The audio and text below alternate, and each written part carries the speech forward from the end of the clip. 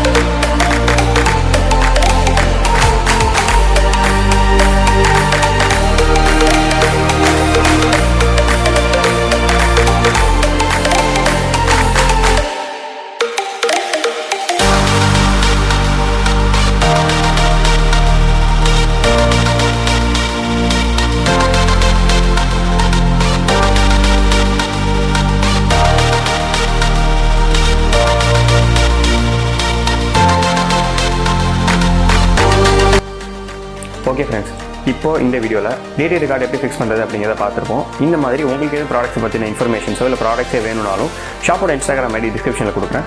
நீங்கள் அதுக்கு மெசேஜ் பண்ணி உங்களுக்கு என்ன வேணுங்கிறத தெரிஞ்சுக்கலாம்.